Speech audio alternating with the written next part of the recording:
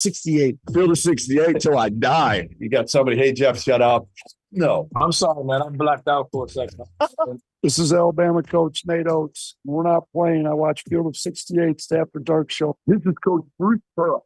I love the Field of 68 After Dark show. This is Duke head coach John Shire. Check out Field of 68 After Dark. This is Xavier head coach Sean Miller. I highly encourage you to take a look at After Dark. Now, listen to you guys every morning when I'm getting ready. This is Field of 68 After Dark. Welcome to the Field of 68 After Dark. It is Tuesday, February 21st, and it has been an absolutely wild day in the sport of college basketball. We were just talking backstage. This sort of feels like a March day right now. You look around the country, there are a lot of games going down to the wire. There are big finishes. There are upsets. There are teams playing great ball all across the United States, and we are going to get to all of that. My name is Greg Waddell. I am joined tonight by Matt McCall, by LaVall Jordan. First of all, gentlemen, it's good to see you. LaVall, how you doing tonight? All good, Greg. All's good down here. Good to hear. Matt, how about you? Greg, doing great. Just excited to be here with Coach Jordan. I know we were talking about the Michigan reunion they had this past weekend. Still stung from that Elite Eight loss where we took that butt whipping. The Florida Gators versus Michigan in that game. I don't think Drake Burke has missed a shot since. So, but no, it's great to be with you guys. That destiny. Hey, the weather is a lot better where you are than where I am. The weather's good where I am. I can't complain about the weather. I got no complaints. Every time I talk to Matt McCall on these Zoom calls, I feel like I just see a shining glow of sun off of your skin, Matt. I can see that you've been out on the golf course, or at least I hope you have been. LaVall and I, not necessarily the case right now, but that's okay. Listen, we are brought to you by Sirius XM Channel 84. That's where you can listen to us every single episode of After Dark. We are also powered by the good folks at Bet Rivers, and you can watch us on the Field of 68 YouTube channel. Click subscribe for us if you are over there. Jump in the comments. We will stick around after the show for the afters portion where you can ask any questions you want to these guys, and we will try to get them all answered. We'll also do that on commercial breaks where we stay live on the YouTube channel if you are watching. But gentlemen, as crazy as today has been with games across the country, we have to open the show with the biggest news of the day. Reports from Tuscaloosa that star Alabama freshman Brandon Miller transported the handgun to his teammate Darius Miles at the crime scene that was used in the fatal shooting of 23-year-old Jamea Harris in January. This information became public today in a preliminary hearing for Miles and Michael Lynn Davis, who are facing capital murder charges. Miles was dismissed from the team after the incident. Miller was not, and today is the first public acknowledgement of his involvement that night. Now, Nate Oates answered questions publicly earlier today, saying, quote, "We knew about that," when asked about Miller allegedly bringing the gun to Miles. Oates then went on to say, quote, "Can't control everything anybody does outside of practice. Nobody knew that was going to happen. Brandon hasn't been in any type of trouble, nor is he in any type of trouble in this case. Wrong spot at the wrong time." Now, it is important to note that when asked why Miller did not receive any charges stemming from this incident, Tuscaloosa Chief Deputy DA Paula Whitley said, quote, "There's nothing we could charge him with according to the law." Now, understandably, there has been a lot of backlash to Oates' comments throughout the day today. Earlier this evening, Oates sought to clarify what he termed as his unfortunate remarks, releasing a written statement that said the following: "We were informed by law enforcement of other student athletes being in the vicinity, and law enforcement has repeatedly told us that no other student athletes were suspects. They were witnesses only. Our understanding is that they have all been fully truthful and cooperative.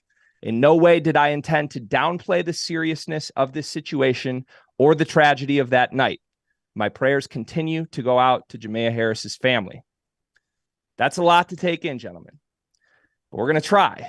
This situation is completely unprecedented. The leading scorer and likely freshman of the year in college basketball on the number 2 team in the country, and he has played every single game since this incident occurred. Now, both of you have coached at the highest level. Certainly neither of you have dealt with an exact replica of this situation, but I'd like to start by getting both of your thoughts on this. As a head coach, when you have a player involved in an incident where the police are investigating, how do you begin to decide what to do with that player's involvement on your team? Matt, let's go to you first.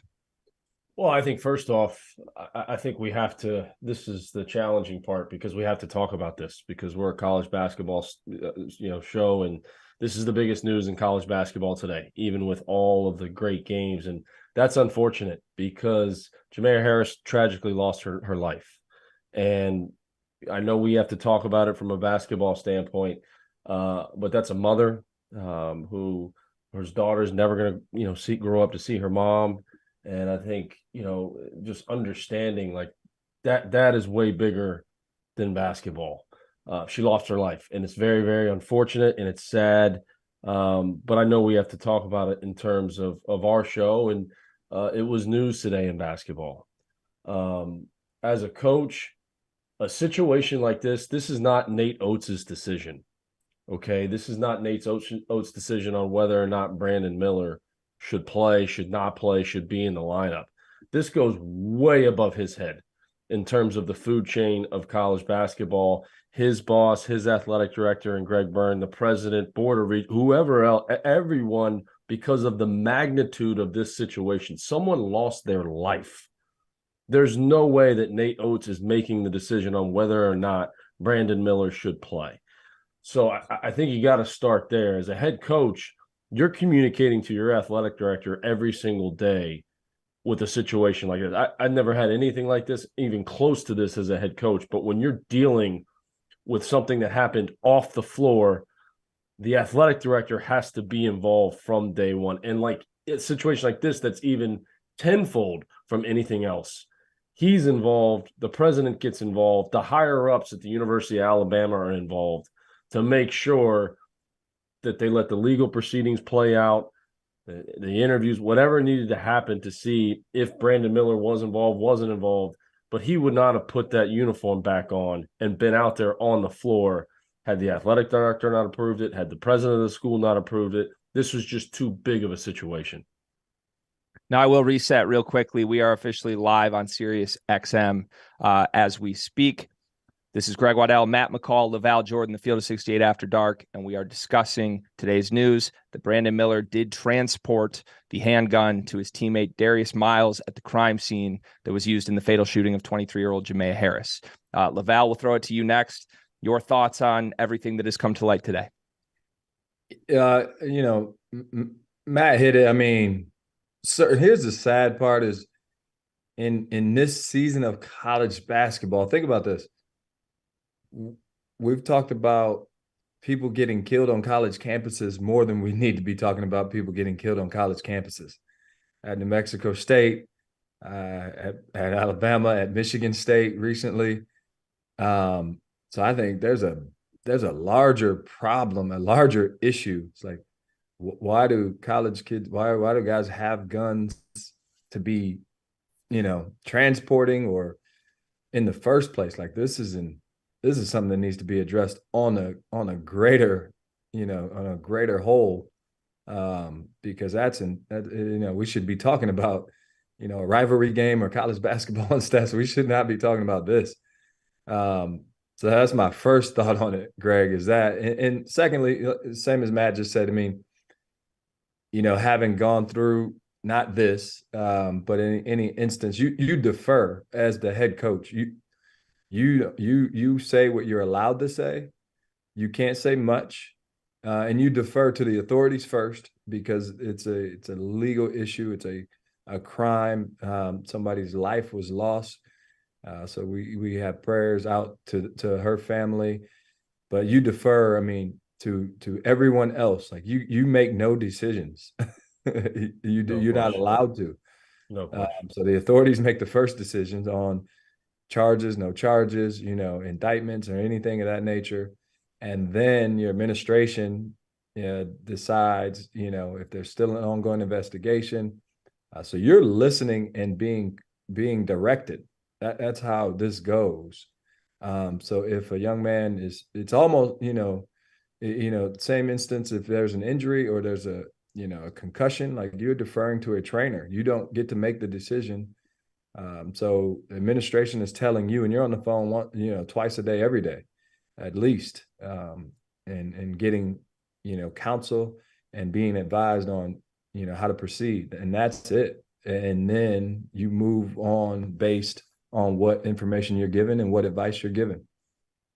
And I guess to that point, LaVall, it is important to reiterate, again, Tuscaloosa chief deputy said, quote, "There's nothing we could charge him with according to the law." So while there has been a pretty loud outcry for why has this kid been playing, those that are in the know, have more information, have been investigating this. And if that decision truly was handed down from the university or from the athletic department or from whoever down to Nate Oates, it would appear, what has been communicated is that Miller is at least somewhat innocent in this and is not currently being investigated despite his role in the night. I do want to ask you guys this because, while you both do reiterate like, hey, this isn't his decision, and that makes a lot of sense to me. I think if there is something to criticize about Oates at all today, it would be his comments. And now we need the context of these comments as well, right? Like I'm sure Nate Oates got out of practice today, was probably not privy to exactly all the information that had been now made public knowledge in light of the testimony today. And suddenly the spotlight is back on him to comment on a thing that he probably did not have top of mind, even if he should have. I guess how fair is it to criticize Oates for the comments of, quote, wrong spot at the wrong time, given a situation like this? Yeah, I would say it's fair. Nate, I think Nate wishes he wouldn't have said that.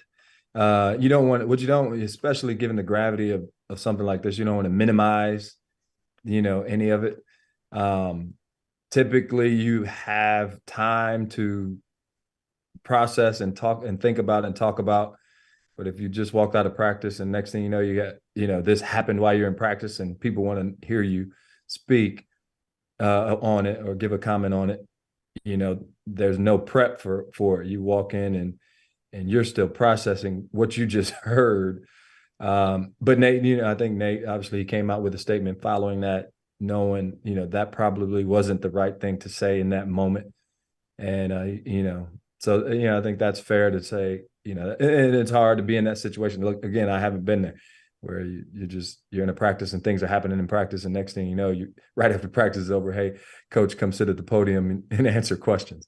But, I think probably less is more, and Nate probably wishes he would have said less.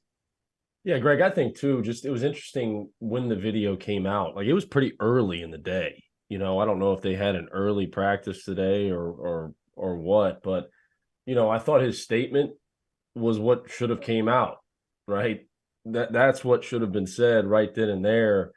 When all this news broke, when Brandon Miller's name was getting brought up in this early in today, it's almost like, hey, this is where we stand. This is where we stand. Take a breath before you go and get in front of a camera and get in front of a microphone, especially if it was right after practice. But it was interesting because it was early in the day. But I thought the statement was pretty strong. But once you have a camera in front of you and there's a microphone there, you can't retract what you said because you said it. And, I thought the statement was exactly what should have been said for this situation. And again, this is a tragic situation. And I would say go ahead. I'd say there's a fumble. Here's how this should play out is Nate shouldn't have been at the podium. Right. It should have been a statement issued first. No question. And then you follow up at the podium. So as you gather information, no question, then you come back and you follow up and you put your head coach at the podium to answer any questions, but you don't put him up. You don't put him up there first, right? Not knowing all the information, you're intaking information you haven't processed. So you just, come up with a statement and put out the statement first, and then as you gain more information, because I don't know if you still have it all. That's right. Now you answer questions later. That's how that should go. Right. And I'm not comparing this to a game because this is uncomparable to that. But like Coach is saying, when you don't have all that information, and sometimes you're in a game and the game's so emotional and you go in front of the mic, the cameras, and you're still on that adrenaline from the game, things come out of your mouth that you wouldn't say under certain situations and circumstances, if that makes sense. And again, like Coach Jordan said, man, release the statement first. Gather more information. Here, Coach, here's the facts. Here's what's being said. Here's what's being put out there. Now, here's the statement we release. Here's your quote. Now let's go in front of the camera, in front of the microphone, and talk. Yeah.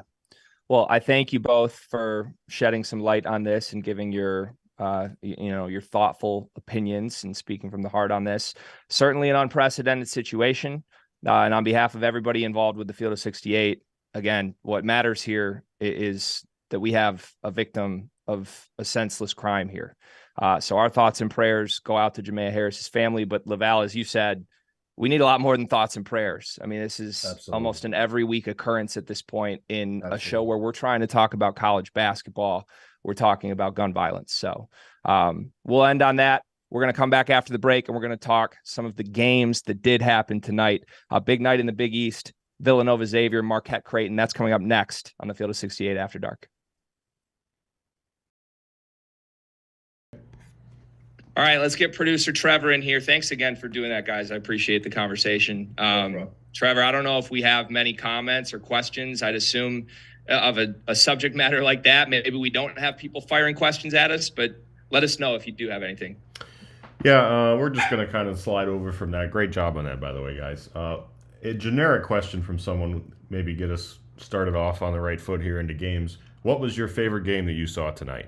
There was a lot of good ones. Ooh.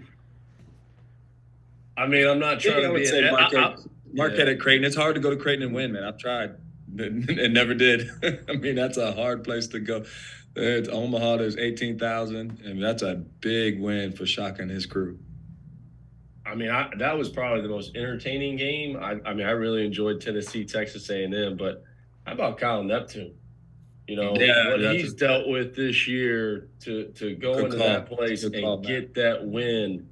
Man, that was impressive. And, you know, even coming down the stretch, things got a little heated and 30 seconds. Stayed composed. So that would be my toast of the night is Kyle Neptune and the Villanova. My least favorite game of the night, because again, I'm a betting man. You know, I had Xavier money line in every single bet I placed today. Through Bet Rivers. Every single one at Bet Rivers, and Bet Rivers is happy with that game. I might change it after Michigan State beats Indiana. I might change it. 5. Here we go.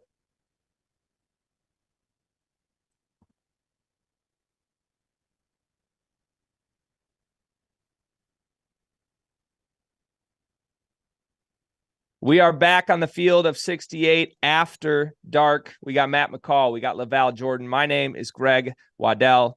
And it's time to talk about some of the crazy finishes in tonight's slate of college basketball games. This was loaded. I compared it to a Saturday slate earlier this afternoon. You know, every single Saturday, it seems like when you get to this point in the season, there's just like 20 games you want to watch. Tonight was a 3 TV night in the Waddell household. I don't know what your guys' setups are, but we had to bring that extra TV out from the basement to the living room to make it happen. And we're going to start in Big East land tonight with Marquette and Creighton. You guys just talked about this when we were on break from Sirius, but I mean, that's a tough place to play. It's especially a tough place to play with how good Creighton has been over the last month and a half. And Marquette came in trailing at the half and just flipped a switch. And they are certainly looking like a force to be reckoned with, both in the Big East and beyond as we get to the NCAA tournament. LaVall, let's throw to you first here. What's your biggest takeaway from Marquette's win at Creighton? Yeah, I talked to Shaka this morning, Greg, and I told him, you got a shot. You got a chance to win this, because every time I've gone there, it's either been the pink out game, which you have no chance, or dollar beer night, which you have absolutely no chance. So hey, Matt, zero chance, Matt. Dollar beer night, no chance. Every time we went, I swear. No chance on dollar beer night. No chance. Is it Coors Light or Miller Light? What do they got go? What do they say? I don't know. I just know our SID would come in. He'd be like, "It's dollar beer night." I'm like, "Oh, great. You got no shot." So Shaka knew at least he had a chance this morning when I talked about him. You know, here's a couple things that stand out from it. One, how good is Tyler Kolek? Down the stretch, I mean, the 2 buckets he hit late in the game, you know, in the game, you know, Creighton jumped out early, took a lead, Marquette fought back. So it's just, I think he's Big East Player of the Year. I know he doesn't average 20 a game, But I mean, that dude, he is a tough dude. And here's the thing, Greg. I was in the studio last weekend. He scores more on the road than he does at home. Right. And so like he's a point guard that, I mean, he's 7.6 assists a game. He's second or third in the nation. But on the road, you know how this is, Matt. He takes the challenge and is like, okay, fellas, like I got you. And he did tonight. In the second half, he was tremendous. That's one. Two, the question with Marquette and Xavier, because they're elite offenses, they're both top 5, top 6, 7 offenses in the country, was what about the defense, right? They've been ranked, near the bottom defensively. And in the second half, Marquette's defense was, they were flying around all over the place, did a tremendous job and Creighton got a 10-point lead because of their defense. Their offense still operated like it does, which says a lot going up against Creighton's defense, right? But I was just impressed the fact that they turned it up defensively. And that's been the question about Marquette and Xavier, like those two elite offenses. All right, what happens when they have to get stops when they're on the road in a Creighton team that's usually on fire at home? So I was just impressed with those two things, with Kolek and the defense. I mean, that really stood out. To that point too, Coach Jordan, I don't know if you saw it, but it was early on in the game and Shaka was mic'd up in the huddle. And he's telling his guys, and this is when I think Creighton had a 8-point lead or 6-point lead, whatever it was. And he's telling his guys in the huddle, guys, we're not making multiple efforts. We're making the first effort. We're making the second one, but we're not making the third and the fourth. And go back to that second to last offensive possession for Creighton, right? That was multiple efforts to affect that shot. I mean, that's what he was preaching. Like, he's going to go back and watch the film and he's going to show that clip to his guys. This is multiple efforts. Because to your point, Coach, they were flying around. Now, I did think I thought the zone took them out of rhythm offensively. It did, yeah. Got Creighton back on the game. And I'm sitting there watching. I'm like, man, their movement versus this zone isn't great. They're cranking threes. The ball's never getting to the paint. And the last possession, when Kolek had the ball in his hands, Shaka runs a ball screen, but they set it underneath the three-point line to get Kolek to his left hand in the middle of that zone. He hits that floater. I thought that was a big-time play call because they didn't have great movement versus that zone, and they were settling for bombing threes. And then the last two possessions, Kolek had the ball in his hands, and he didn't settle. But they set that ball screen below the three-point line, and Creighton didn't really know how to handle it, and he got down the lane for a finish. I thought it was an interesting call, too, and I know he's playing the percentages. The only reason I say it because it didn't work is they went to Haka Ighodaro really soon. Yeah. There was like three minutes and 45 seconds. And he makes both. And then it's kind of like, okay, well, let's go back to the zone. But I thought that was – I know he's playing the percentages, and I like it. I just thought that was an early call to do that at that point in the game. He'll do that, and Izzo will do that. Here's the other thing, Greg, was Marquette, what you don't realize is they are elite from two. It's like Kolek's good. They shoot some threes. They're an analytics dream, right? They score at the rim, and they shoot threes. They don't really get to the foul line. But Kalkbrenner being back, Kalkbrenner didn't play in game one when they beat them at home. So you would think he'll take away some of the advantages they get from 2-point range. And Creighton's number one in the Big East in 2-point percentage defense because of Kalkbrenner, right? But that was not, Marquette scored 63% from two. They put up 46 points from two, even with Kalkbrenner there, which says a lot about their offense. So I just think, they lose two guys, a little bit of addition by subtraction. Justin Lewis, Darrell Marcel, really good players. Those guys are playing professionally, making a lot of money. But their connection, their chemistry on both ends was tremendous. Shaka Smart at this point. How can he not be coach of the year in the Big East and maybe in the country? We know Dosser's going to vote for him, too, because he loves the polo with the long sleeve shirt underneath. That's a Dosser special there. He likes to rock that look. But like, just again, back to Kolek. Now, I know he was A-10 freshman of the year. Okay, like I understand. But he wasn't doing at George Mason what he's doing now. the development that the staff at Marquette that they've done with him. Because really at Mason, it was a knockdown 3-point shooter that he was wired to score. Now, not only is he wired to score, but he's a playmaker and he sets his teammates up. I just think the job that they've done with him development-wise has been outstanding. Hey, how about this, Greg? And I know we got to move on. So I called the Marquette at DePaul game, and it was sold out. It's the first time DePaul sold out in a long time, mostly because there was a lot of Marquette fans there. And I've been to a few of their practices, Marquette practices, had a couple of their games and shoot-arounds where I called the games. And so at shoot-around, I said to Tyler Kolek, I said, hey, you've been flirting with a triple-double. Like, you're going to get one tonight. This is how good this kid is. He goes for 24, 10, and 9 that night. So he comes close, and he's like running up to me after the game. He's like, Coach, I almost had it. I was trying to get one for you. And I'm like, you got to be really good, Matt, to be able to say, I'm going to get a triple-double tonight and almost get it done. And go get it. Yeah. I've only seen 2 players do it live in a college game. Corey Brewer was one of them, and Nick Kalathis was the other one, both when I was at Florida. Yeah. And that is not an easy thing to do. So let me ask you guys this. Where was Arthur Kaluma tonight?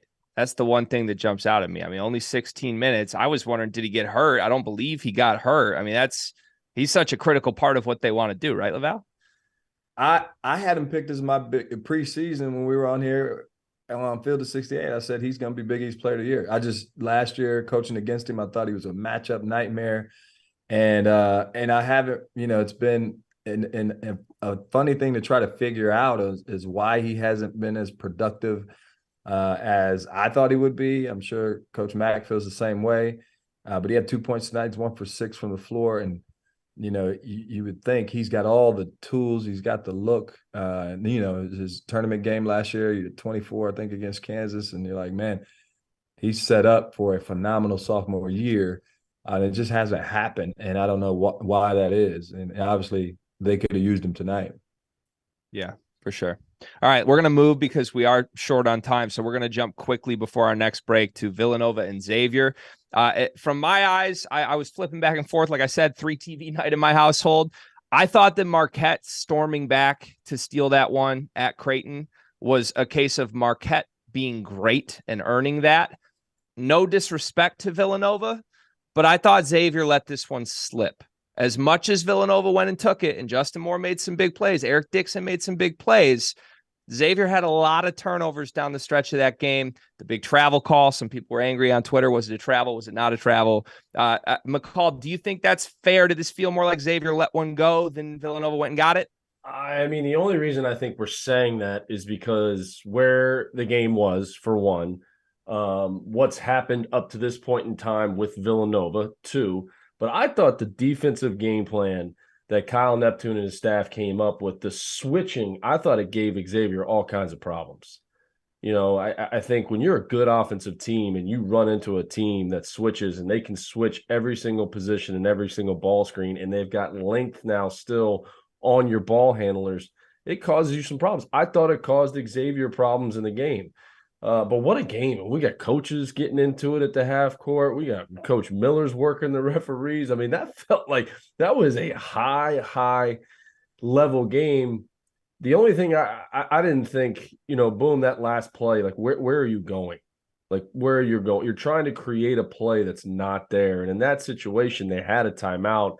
It's almost like, okay, let's try to run this ball screen, try to get downhill. If we don't have an angle, either call timeout right there and we're going to run an underneath out of bounds play and try to win this thing, or dribble the basketball out and let's get reset and get a better look.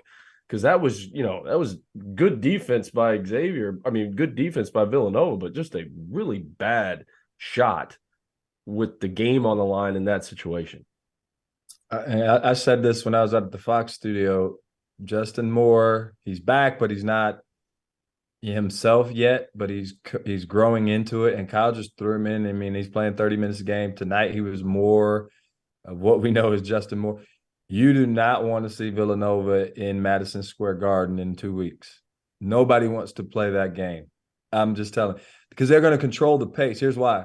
what they did tonight, Xavier's usually at about 73 possessions a game. Tonight they were at 62. So they're like a high octane offense. Nova's going to control the pit. You're going to play their game. It's almost like Virginia or Wisconsin. Matt, you know how it is. Like, you can try Tennessee. You can try to get away all you want to. You're playing a 60 possession game, and they play it better than you play it. And now they have another offensive guy that's getting more comfortable. That's where they've been struggling. So you cannot turn the ball over in those games, right? Xavier had 10 turnovers in the second half. Like, when you're cut possessions, you can't afford it. Nova only had 7 turnovers for the entire game because that's what they do, right? And so as Justin Moore is getting, again, you don't want to see Nova in New York. I'm just don't be surprised, Greg, if they mess around and win the Big East tournament. LaVall, do you have a short sleeve shirt on top of a long sleeve shirt right now? You're sounding like Doster, man. You're sounding like Doster, man. He said those exact words to me 2 weeks ago. He said, nobody wants to see this team. I'm sprinkling at Bet Rivers, the futures. I was laughing him off the Zoom call, LaVall. I want to ask Coach Neptune, too. That mock turtleneck, that can't be comfortable. Like, that cannot be comfortable with the jacket. With the jacket, everybody else is he looks fantastic, but it's like, man, I couldn't pull it off, but it's a good look. I would be yanking at that thing at my neck the whole game, man. I've had hard enough time putting the suit back on to go call games and be in the studio. This guy's got the I mean, he wrote every game last year at Fordham too. I meant to ask him, man, that thing can't be comfortable. There's no way. Sometimes you got to sacrifice comfort to look good, my friends. And Kyle Neptune's certainly doing that. Also, just last thing for me, Xavier needs Zach Freemantle back, man. Different team. Totally different team with him. Especially against the switch, especially if they're switching everything, right? Now you got another option. 100%. 100%. All right, guess what? We're coming out of break after this. From 2 great games to 2 more great games. We're going to talk about Kansas State and their huge win against Baylor. We're going to talk about Texas A&M's defeat of Tennessee. That's next on the Field of 68 After Dark. Clear. Trevor, what's the chat mob doing? I can't believe LaVall just gave Doster all that credence on his Villanova hot take from 3 weeks ago. I'm still trying to get over that. The chat is popping tonight. Brady asked, can Marquette win the whole damn thing? Oh, I mean, I think at this point anybody can, right? I mean, serious. Like, we look at the top. Let's just take the top 16 teams in the country.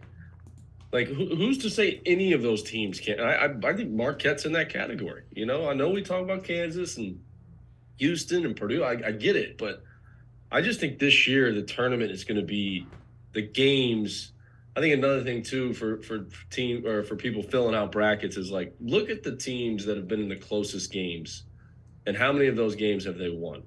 Like, that would be something if I was betting, and of course only through Bet Rivers. If I was going to do that, like, that's what I'm looking at. Like, I'm looking at the teams that have been in close games and what team in those close games is winning those games, because there's going to be a lot 30 of them seconds here. Good point. LaVall, you want to give your 2 cents on that? Can you see Marquette going all the way? Defensively, their second half tonight, it's traditionally like teams where they are defensively to get to a Final Four is tough, but tonight it was like, man, they were really good defensively. They can continue that, possibly, because that's been the question.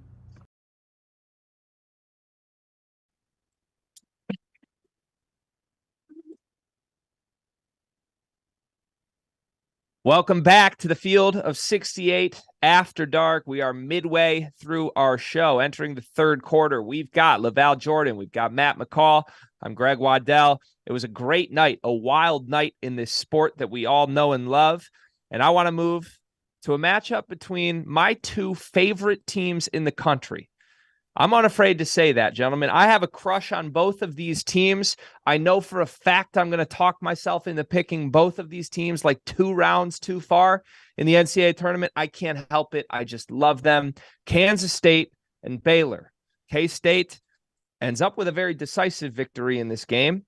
Baylor's second consecutive road loss in decisive fashion, coming off of the debacle against Kansas, where they blew the 13-point halftime lead, end up losing huge.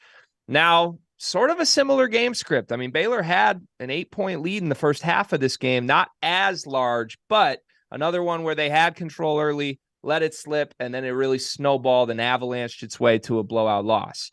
Who does this result say more about, McCall? Is this more about Kansas State and how good they are at home? Or is this more about there's a pattern here with Baylor where in some of their toughest games, they've been in it, and then all of a sudden you snap your fingers and they're not in it anymore? Well, I don't want to create an issue for Baylor that's not there, right? Like this facade. Like they get these leads and then the leads evaporate and they can't find a way to win the game. Like I know as media, that's what we're supposed to talk about, but I think this is more a credit to Kansas State. They've had some tough games. They had a tough stretch there. But you want to talk about a winner, and I know we just talked about Tyler Kolek, but like just watch Marquise Noel late in that game, how he controlled it, right? I mean, his team's playing with the lead. They have to find a way to close this game out. He wants the ball in his hands, and he makes sure his team is set up to get the ball inbounds versus pressure, to get the ball across half court, to get to what they're running. He is just a winner. And he just controls the game. I don't care how big he is. He had 10 assists in the game.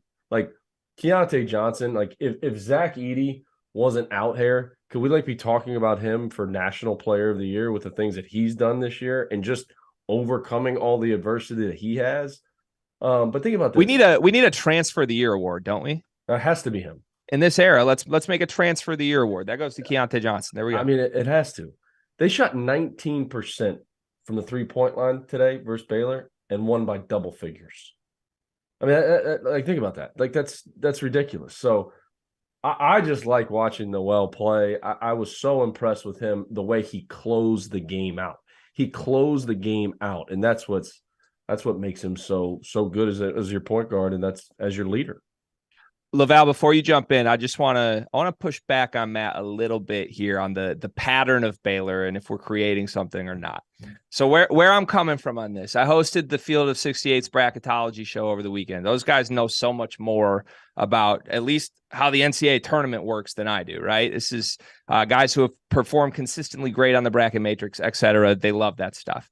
And they're telling me based on the first 16 seeds that have now been revealed by the committee, the number one thing it seems like they're really valuing this year and that they're paying close attention to down the stretch is, have you beaten any great teams away from home? They want to see that. It doesn't matter if you've lost some of those games too. It just matters, have you proven, can you go on the road and get a big win?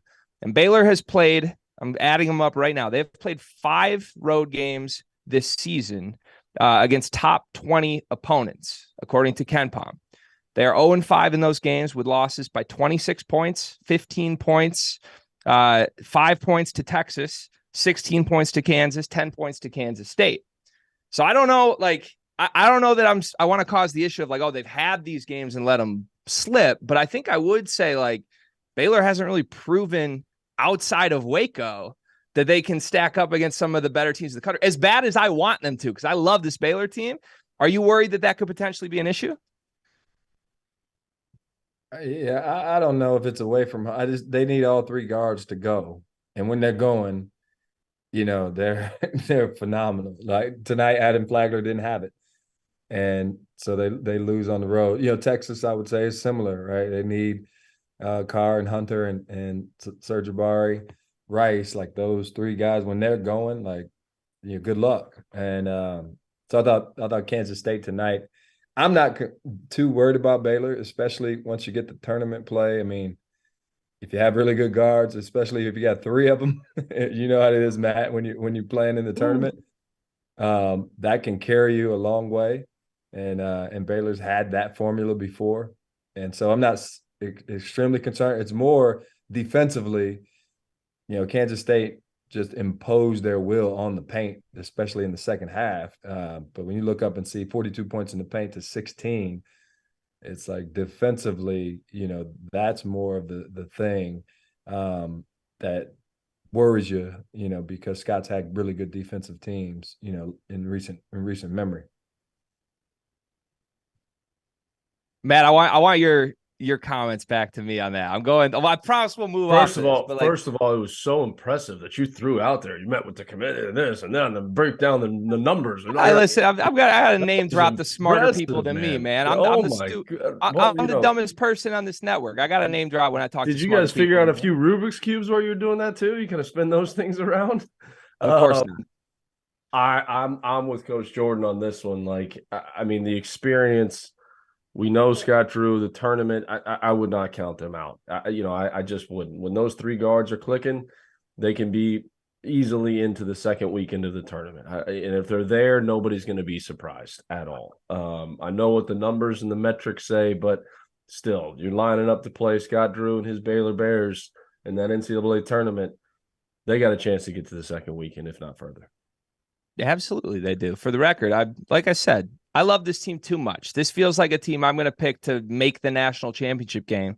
I'm just starting to get a little worried that they might be a team I pick to go that far, and they lose in the first round to some plucky 14 seed. I don't know. I'm getting a little nervous. That's all I'm saying. Let's move to another big one tonight. Texas A&M got a win against Tennessee. 68-63 is the final score of that one. Wade Taylor dropped 25. The Aggies are 13-2 in SEC play. Incredible season for them in that conference. LaVall, how worried should we be about Tennessee at this point? Because this has now been a string of games where the results, win or losses, have not gone their way, at least not the way it was early in the season. Certainly. And it's, style of play is a factor, right? They're not, Tennessee or Virginia, like we're talking about Villanova or Wisconsin. They're not going to blow you out most of the time, and they're not going to get blown out most of the time. Just the style of play. It's going to be a grind. It's going to be, a street fight. And the question with Tennessee, when in those games down the stretch, where do they go to get the last few possessions of offense? And so they've lost at the buzzer a couple of times where, it's a one possession game. It's going to be a 1 or 2 possession game with Tennessee. If they can manufacture, if they have a mismatch they can go to down the stretch. So tonight, to A&M, it was like that for the majority of the game. And Buzz plays the same way like that. They're not great offensively either, but they play really hard. I mean, really hard and grind you out. So, for Tennessee, it's just that's what it's going to be. It's the next couple games are going to probably look the same way, Greg. A couple possessions, and it could go either way because that's just how they play. Yeah, I think too, A&M, and Jimmy Dykes said it on the broadcast, is Wade Taylor the best point guard in the SEC? He's got size, he's got feel, he's physical, he's tough. He makes his foul shots when the game's on the line. You look at him and Marble. Marble got fouled 9 times. They get the ball to the paint, but more importantly, Texas A&M gets to the foul line. And that's what's really impressive about them. I try to go back and look at Tennessee's losses here, 5 out of 7, starting with the Florida loss, 5 for 25 from 3. The Vanderbilt loss, they only got to the foul line 3 times. The Missouri loss, that was completely all special situations. They should have never lost that basketball game. Versus Kentucky, they go 4 for 14 from the foul line and 6 for 27 from 3. And at one point in the second half tonight, I think they were shooting 19% from 3. Like, you look at Ziegler, I just don't like their shot selection on offense. We know Tennessee's always going to be a good defensive team, but I think Coach Barnes has got to take a long look at just some of the shots that they're taking, and especially Ziegler. Like, when he gets in the lane and can get himself to the rim or shoot those floaters in the paint, he's a tough player to play. But look even at the 3 that he took when they were down 3. It was like what are you doing? You've got a guy that's bigger than you. He's got great length. You dribbled it 8 times and took that shot. The ball never hit the paint. So I think the shot selection, even looking at the numbers over the last 7 games, just from a shooting percentage wise, has been the issue for Tennessee. And I think that's something that they've got to get figured out. There was a clip in the game where Barnes was so upset at Vescovi. He had like this nonchalant turnover, and the kid's coming over to the bench, and Barnes gets so fired up, and he's like, I want to win. And he ends up pulling him out of the game. But I think the shot selection right now for Tennessee has got to improve. If they can do that, they can go on a run here. They can win the SEC tournament. They can go on a run in the NCAA tournament. But for Ziegler to be taking those types of shots, especially late in the game, think about this. He takes that last 3. At that point in the game, he was 2 for 10 from the 3-point line. 2 for 10. So, hey, man, we got to get the ball in the lane. We got to get the ball to the paint. So I think that's the biggest issue for Tennessee right now. But Texas A&M, they're big, they're physical, they defend, they rebound, and they get themselves to the foul line. That is a recipe to win a lot of basketball games. Yeah, that's not a team that I would want to see in my team's region in the NCAA tournament for sure. We spent a lot of time earlier this year on this network really worrying about a certain SEC team's offense. That would be Kentucky. Maybe we were worried about the wrong SEC team's offense, gentlemen. I don't know. It's hit a wall here, Matt, like you said. And here's the thing. We talked about teams you would not want to see in the tournament. Okay. Exactly. Arkansas tonight beats Georgia 97-65. Nick Smith Jr., he's back, ladies and gentlemen. He had 26 in that game. Nobody wants to see the Razorbacks in a tournament setting. I can promise you that, especially if Nick Smith Jr. is going to do that. They're going to get healthy, and he's going to be back out there playing. 14 shots, Matt. 26 on 14 Do not shots. count out Pig Suey. Do not count them out. The thing was, they were switching. Didn't they? I mean, Georgia couldn't breathe on the other end of the floor. It's like there's length, there's athleticism, they're switching everything, and there's nowhere to go. Certainly, but I'm with you on Tennessee's offense. I mean, because they're going to play a 60. They played a 63 possession game tonight.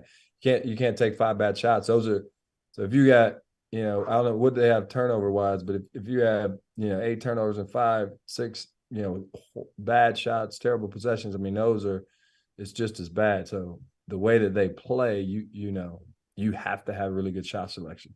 No question.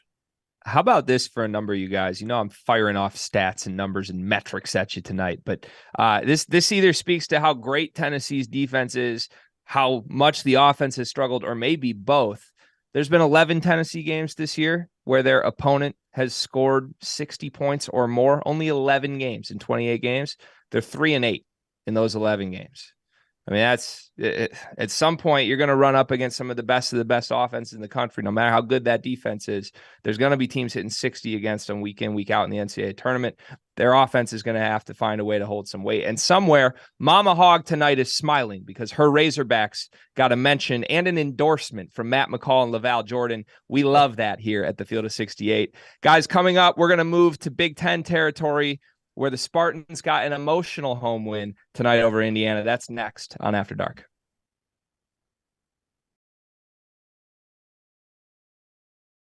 That segment and said the chat was, quote, going off. So let's hear from the chat right now. Trevor, what's going on? All right, let's start with, is Miami going to be the ACC team that makes it the furthest in the tournament? How do you say not? Yeah, I agree. Probably, but they got guards, probably. Yeah, I mean, I'm not a betting man, but if I was a betting man, Virginia would be the other. It's like, all right, because it's just hard to score.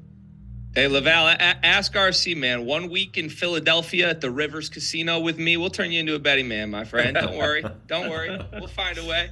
How good has Nigel Pack been, though? I mean, oh my gosh. To me, he's the story. I think it was maybe middle of December on one of these shows I came on. I was like, they're not getting what they paid for with him. His last 4 games have been absurd. 4 threes in the last 3 games before tonight. Tonight he had 16 points. When he's scoring like that, that's 30 seconds.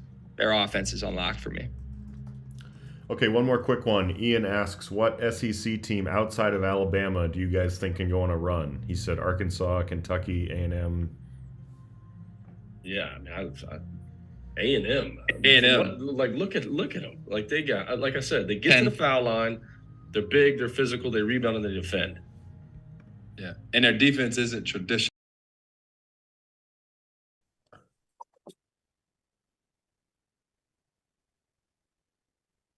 We are back on the Field of 68 after dark. It's been a wild day in the sport of college basketball.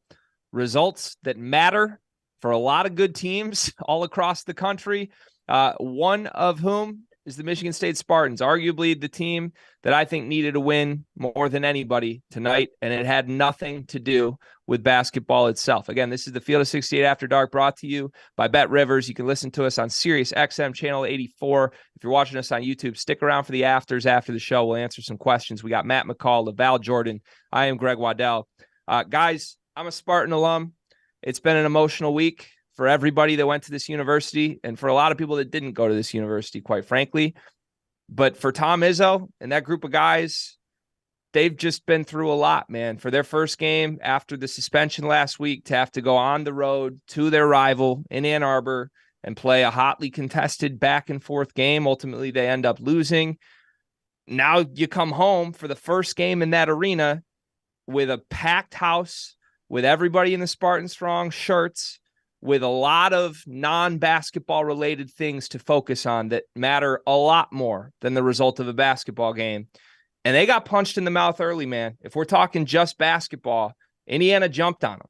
I mean, it was a double-digit lead very, very early into this game. Look, I don't know if I'm crossing the line to say this, but the word resilient gets thrown around a lot with just the university at Michigan State a lot. Tonight, their basketball team was resilient and ultimately resulted in a much-needed win that hopefully put some smiles on a lot of people's faces. LaVall, let's go to you. What impressed you most about the Spartans tonight? Their ability to just collect themselves. I mean, I can't imagine and won't even try the emotions. You go through that in your first game, that you resume athletic activity is at Michigan. So you're usually juiced up for the rivalry, but this particular time, you don't know where everybody's, emotions and headspace is. Now you come back home and it's your first one. And I thought you could see it on their faces early in the game. It was just, everybody in the building, and the weight and the responsibility, because you feel like you have to win for an entire community if you're 18 to 22-year-old kid. And that's a lot. I mean, that's a lot. And so Tyson Walker in the first half was phenomenal to just get them collected. I mean, he got hot and made some tough shots, and I thought their guards were impressive. Him in the first half and AJ Hoggard in the second half. But Jackson Kohler, Greg, and the freshman came in. He's done this before. But he came in and his minutes might have been the most important minutes of the game, especially in the first half during their comeback to tie it up and take the lead. I mean, his defense on Trace Jackson Davis, they played him one-on-one. They threw in, they stunted and dug down on the post, and mixed in. And Trace had, he had turnovers tonight. I think he had 7 of them. So they had him off balance, which was key to the game plan. But Jackson Kohler gave them a boost like none other in the first half. And they just rolled away from then on. Yeah, who saw that coming, LaVall? I mean, you said it. He's had moments, right? He's had flashes of this brilliance. We hear about his footwork as a recruit. That's what we heard about. Was he's got this high-level offensive game that's going to torment the Big Ten for years. He's had to earn his spot, as any Michigan State basketball player does.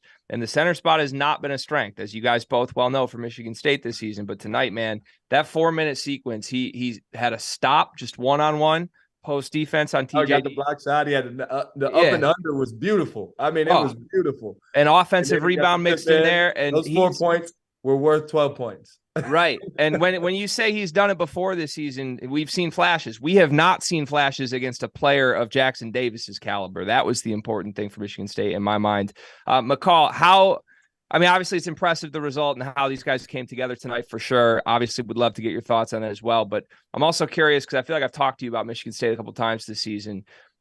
They've got veteran guards, man. That's a good thing to have in the NCAA tournament. They haven't played the best basketball this season, but is this a team that you're buying going into March? First of all, do you know where Jackson Kohler's from? Utah. Isn't it from, I don't know where. It's out west, right? American Fork, Utah. I just looked that up. American Fork, Utah. I wonder where that is, Greg. It's a good name, man. Maybe one time we'll take a trip out to American Fork, Utah. And I know Tyson Walker. We played against him when he was at Northeastern. Some of these guys and these players that you see transfer up, it doesn't always work out, right? And Coach Jordan knows this. It just doesn't always work out. It's a different level. There's different defenses and coverages. The guys are bigger, faster, stronger. And here's a guy who was so hard to guard when he was at Northeastern, who he's done it. He's transferred up and he's done it. And he was absolutely outstanding today. He's made huge shots for him throughout his whole career. He's a high character player. And yeah, I just think, the word that comes to mind in the performance for them today is inspired. That's how they played. They played inspired.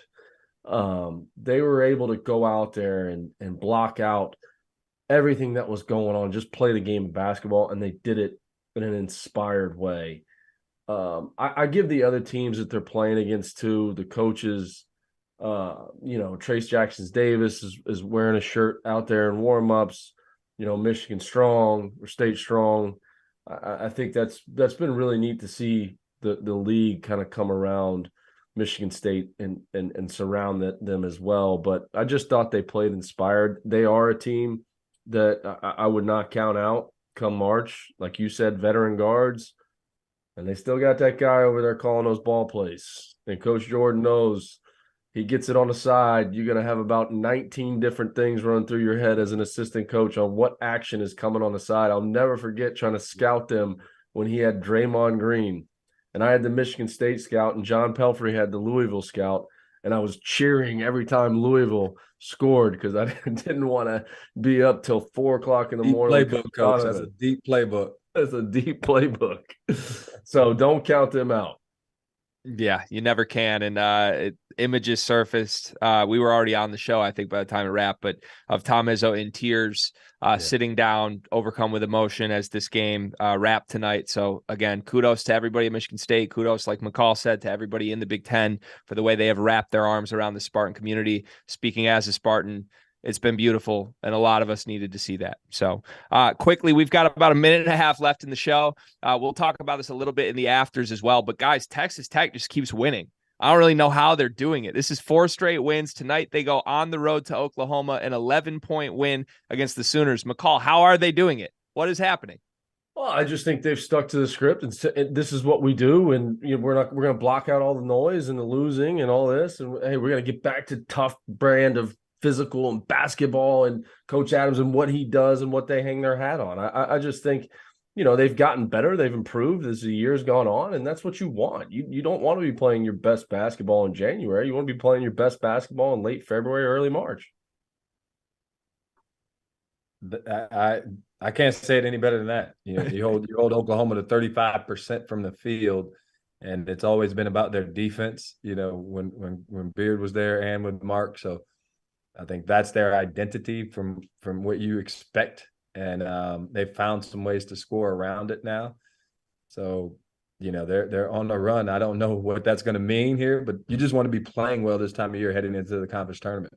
I'll tell you what, I, for one, am shocked this has happened. On my list of teams I would think might have a late season surge, this was not a Villanova-esque. I see this coming for Texas Tech. So kudos to Mark Adams. We're going to be live in the afters after this. This is the Field of 68 After Dark. For Matt McCall, for LaVall Jordan. We'll see you tomorrow night on After Dark.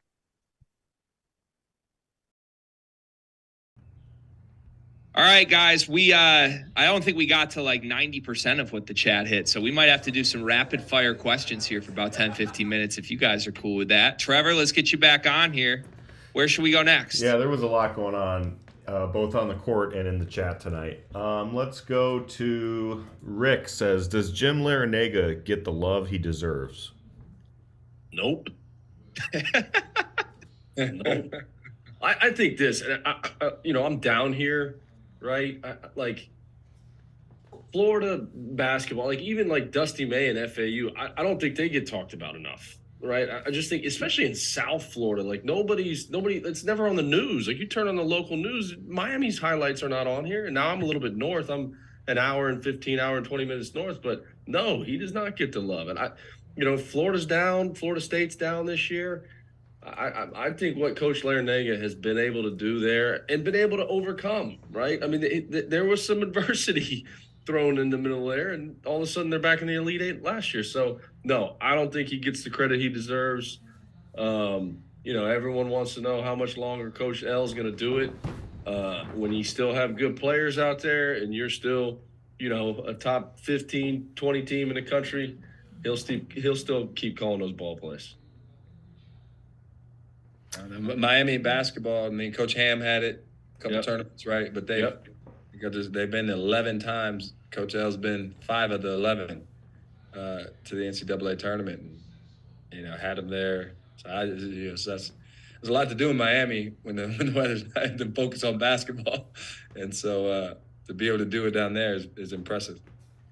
Larinaga earned my respect forever a couple weeks ago when Jim Boeheim had all his comments about teams that bought their rosters, and he just coincidentally pulled some dollar bills out of his pocket in pregame warmups.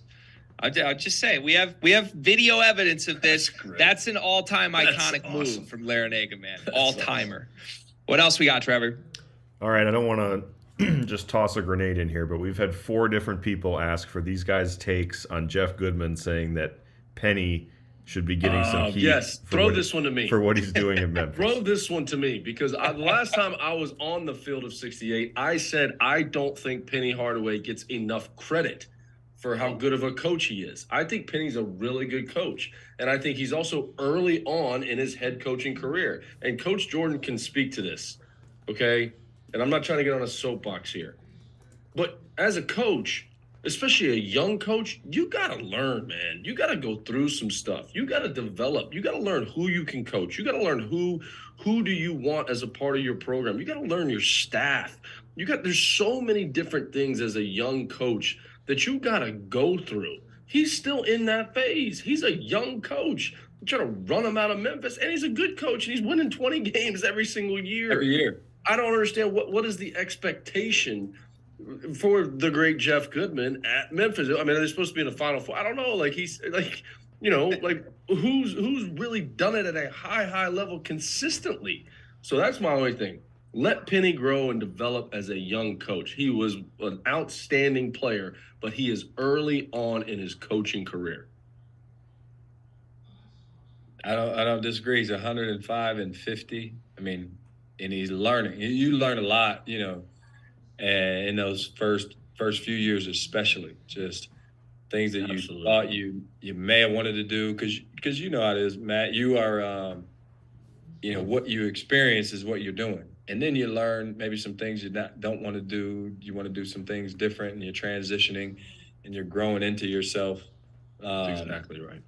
And so I think like I said, I think he's doing a good job. I thought, the Imani Bates experience was he probably learned a ton from. Right? No question. Types of guys he wants to go after and type of guys he doesn't. And so moving forward, that's going to pay dividends. No question.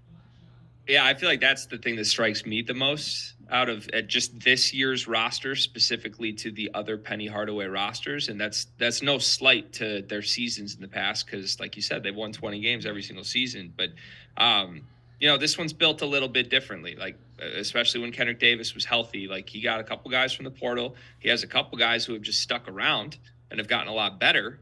And I think that speaks volumes for him to be able to do it this way. And I don't know that there's necessarily a correlation there, but man, he's been front and center, top 10 preseason, everything. The spotlight is on, all these expectations. All of a sudden this year, that went away a little bit. And in a weird way, I think it benefited him and the team themselves. Here's the other thing I'll say too. Like, financially, he doesn't have to do this. Yeah. Like, he doesn't have to do this. And he doesn't have to deal with us as media questioning on whether or not he can coach or not. Like, he doesn't have to. And he's doing it because the place means something to him. And he's doing a really good job. I just think, man, the guy that Goodman was tweeting back and forth with, hopefully he'll tweet something positive about me today, maybe. I don't know. I think that may have been John Martin, by the way, who is a friend of the Field of 68 down there in Memphis. And by the way, John Martin's critique, that from what I saw, was not necessarily even anything that Goodman said, but the timing of it. An 8-point loss to the number 1 team in the country on the road without Kendrick Davis. That's what gets you fired up about Penny Hardaway right now? Come on. What are we doing, man? That was an inspired effort from Memphis without their best player. I was very impressed. All right, Trevor, now that we've set the record straight there, what else we got? In Jeff's defense, that comment was made on hour 72 of a road trip with Doster and me, so maybe he was just completely punchy by that point. Great. Matt, that was a great soapbox. Greg, I'll toss you this soapbox because I know you feel strongly about it. Somebody asked, do you think Northwestern can make a run in the tournament? Absolutely, I do. Thank you. I will soapbox on this. Guys, I went to Evanston on Sunday for the big win over Iowa. It's my first time ever being in Welsh Ryan. And I tell you what, I've been to 10 different Big Ten venues this season. Some of them, it's been schedule luck, like a Sunday night game is a little spotty maybe with crowds. But this was a Sunday night game in Evanston, and it was one of the best crowds that I've been to this season. I mean, this place is fired up. And they love their basketball team right now, and for good reason. I know the NCAA tournament's not going to be played in Evanston, but look, I love Boo Buie. I think the strides him and Chase Audige have made as a backcourt from where they were last season to they lost their front court to two different blue bloods. Duke sniped their center and North Carolina sniped their power forward. And now they have a better record than both of those teams. It's insanity what's happening to me. I thought that was like against the rules in like the Duke family. Like you can't take another Duke family's players, right? Coach Jordan, I thought that was like against the rules, right? He can't go to Duke. He can't leave one Duke. He can go to another Dookie. That's not right. They don't do that. Hey, so Indiana goes down tonight. So Northwestern's clearly in second place. So here's my question, Greg. Can they win? Like they got Illinois, Maryland, Penn State, Rutgers. Yep. Purdue still has, Purdue has Indiana, Wisconsin, and Illinois. And the Wisconsin game's on the road. Like, could Northwestern mess around and win the and tie for the Big Ten? So they're gonna need help, obviously. But I think if you could tell me Purdue loses 2 of their final 3, which I'm not saying is likely at all, you're going to need Purdue to lose at the Kohl Center, which Wisconsin's not great right now, and drop 1 at home. I mean, they've been so good in Mackey, but let's say hypothetically Purdue slips up and loses 2. I do think Northwestern has a chance of going 3-1 down the stretch. Rutgers on the road, I mean, that's tough. We know that, but Caleb McConnell's been hurt this week. They've been a totally different team without Mawat Mag. I don't know, man. I just don't think we should look past them both at the Big Ten and potentially nationally, man, because we're talking about Michigan State. Could they make a run because of their backcourt? I think Northwestern would make a run strictly due to their backcourt before I would take Michigan State strictly due to their backcourt right now. I know that's crazy. And Chris Collins is not Tom Izzo. But I was on the other night. Their defense, Chris Lowry being on staff is an immense addition, right? Because he has their defense. They were tremendous when he was the coach of Southern Illinois. We played them. I know Chris, like he's got a hand in on that, and their defense is legit. Yeah. Yeah, and there's a bit of an FU edge to it too. Like maybe I'm overanalyzing it just from a blowout win against Iowa in that game, but like there was a pretty big like self-belief. Nobody's taking us seriously, but we're running y'all out of the gym right now. Edge to it. I like teams like that. So yes, Trevor, that's my answer. I've said already publicly, pending a draw, I'm looking Sweet 16 for Northwestern this year. Wow. I'll throw it out there. I really will. All right, now we just need somebody in the chat to give LaVall a soapbox, and we'll be good. We're perfect. Let's see. Brady says, Get me on one. Brady says, who are your guys' top 3 candidates for National Coach of the Year right now? Ooh, baby. It's a good question. You want me? I'll throw some consensus ones, and then I want these guys to each give a list. Tang's got to be on there. I think Painter probably is on there. Beyond that, Shaka. I go Tang, Painter self because of what they did, what was gone from last season. Like nobody Kansas you knew was going to be good, but where they are. Here's my 5: Tang, Paint, Self, Shaka, Rodney Terry. Ooh, I like Terry. I like it. I like Terry admission. That's nice. I can't keep Kelvin Sampson out of it. I know they don't play in the same league, but it's impressive. I won't put Penny in there. I won't do that right now. But I like Shaka in there. I like Bill Self, Painter, Kelvin Sampson. I think he's got to be on the list too. It's a good list. It's a very good list. All right, Trevor, let's go one more, and then we'll do our toast and get out of here. All right, this is an interesting one. We might have to dig up the latest Fielding the 68 bracket. What's a team that currently isn't worried about the bubble, but that will be sweating it out come Selection Sunday? So maybe like a 10 or an 11 that loses 3 of their last 4. Ooh. I am going to pull the bracket up just to rattle off some of these names of teams that are on like let's call it the 8, 9, 10 line, right? That would be safely in the field, but maybe a couple straight losses. You're worried about it. What's the question, Trevor? Teams that are not currently on the bubble that should be worried they will end up on the bubble come Selection Sunday. So I'll rattle off potential teams you could pick from here from our bracket this week. Michigan State, Rutgers, Arkansas, Texas A&M. A lot of those teams helped themselves tonight. On the 9 line, we have Nevada, Kentucky, NC State, Florida Atlantic. And then on the 10 line, we have Missouri, Auburn, Pittsburgh, and Oklahoma State. Feel free to go outside of that group as well, but that would probably be the 12 teams most in danger of this category. First one that jumps out to me is Rutgers. Because losing Mawat Mag is a huge loss for a team. He's one of the best defenders, and that's how they win games. I'm looking at the list. Matt, you got another one? No, I that was the one that just because of the injuries that was kind of standing out. Obviously, Missouri helped themselves today. They win again. They beat Mississippi State. Pitt beat Georgia Tech, so that wasn't a bad loss. They didn't drop a bad one there. The Rutgers a lot of people in the chat are saying Auburn. Yeah, I just can't. It's hard for me to count out Bruce Pearl. I think he's too good of a coach. It's hard for me to do that. So with Auburn, though, I like that call out because I'm looking at their schedule, guys. Their final 4 games: home to Mississippi, probably a win. Then they're at Kentucky, at Alabama, and home to Tennessee. Oof. That's tough. The SEC didn't do them any favors with their scheduling. Yeah, that's probably a good take. Auburn's probably a good take with that schedule coming down the stretch. Now then, but they could go win the SEC tournament. I'm not saying they're going to, but yeah, that's a good take. Rutgers and Auburn. I think the other one might be, is Florida Atlantic, right? Like if they drop another conference game. So they have UTSA on Thursday, and I think they got 2 on the road next week. Let me see here. Yeah, they're going to have to win out in their league, in my opinion, to get in. UTSA, then they got UTEP at home. Then their last 2 games are at Rice and at Louisiana Tech.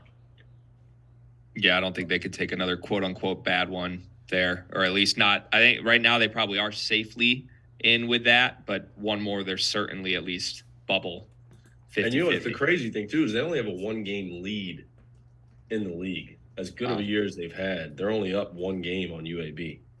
Wow. Or North Texas. Yeah, it is. I pulled it up. North Texas. North Texas. 1-game lead. That is wild. Half a game lead. Crazy. Now I'm going to look up North Texas's schedule. Are they going to slip up again? They got Charlotte, Middle Tennessee, Western Kentucky left. So if either one of those teams slips up once, that's probably enough to push you out of it at that point. Yeah. So, all right. Shout out to the chat tonight, guys. That was in the entire season so far that I've been a part of these shows. I think I've done probably 10 or 11 of these. That was the most active chat that I've seen. A lot of good questions tonight. Hit the like button. We appreciate you. Hit the like. Hit the like button. Sorry, I'm supposed to yell at you guys to do that. I didn't yell at you tonight. There was too much going on. Let's do toasts to wrap the show. Anybody got one they want to lead off? A lot of Villanova Wildcat fans down here in the Jupiter West Palm Beach area. You see Villanova Wild, you see the Nova shirts everywhere. So I know Villanova fans are happy. You can hear them celebrating out there. So Kyle Neptune, the Villanova Wildcats for me. Cheers. LaVall? I'm gonna go with your alma mater, Sparty. Just Coach Izzo, the whole Spartan community, just a needed win to just lift the spirits of everybody, everybody in that community, everybody that's involved. Obviously Coach Izzo was extremely emotional after the game. There's a responsibility he feels as the spokesman for the university. So just a big win against a really good Indiana. Like, Indiana's playing well. It wasn't like, they just beat someone at the bottom of the league. Like, that was a good team that came in there and they played well and beat them. Yeah, absolutely. Cheers. All right, that was mine. That's okay though. I'm going to pivot. I'm going to go. I have to stay within the Spartan family here. Make a play late in the shot clock. You got to make a play. I'm going to call out two individuals then, since you went the broader Tom Izzo and the program route. I'll call out two of the guys who I thought were big tonight. AJ Hoggard, first of all. I've been yelling about him all season long. We do the unscripted Michigan State show here. And when he's bad, that's when the team is bad. When he's good, that's when the team is good. It's a 1-for-1 correlation. And tonight he was fantastic, especially in the second half. He finished with 22 points, 5 assists, only 3 turnovers. When he's that engaged, I mean, this is a totally different team. And the second one we talked about in the show already, but Jackson Kohler, man. I mean, those were big time minutes. Find me a more impressive 4-minute stretch from any backup from any of these games tonight. I don't think you can do it. And that would be huge. If Michigan State can actually get that on a consistent basis from him down the stretch, again, they're not getting that from anybody at the 5 right now. So would be massive. So to Kohler and to Hoggard, and by default, Spartan Nation, LaVall. Cheers. American Fork, Utah. Can't wait to visit that place. Yeah, we'll how about we send Rob Doster and again his short sleeve over long sleeve t-shirts. I'm sure there's a lot of people fantastic out there would love that look, right? All right, guys, this was an absolute blast. Appreciate you. Shout out to producer Trevor as well. This was a really good show. We're gonna be back tomorrow night, as we are every single weeknight during the college basketball season, on the Field of 68 after dark. For Matt McCall, for LaVall Jordan, I'm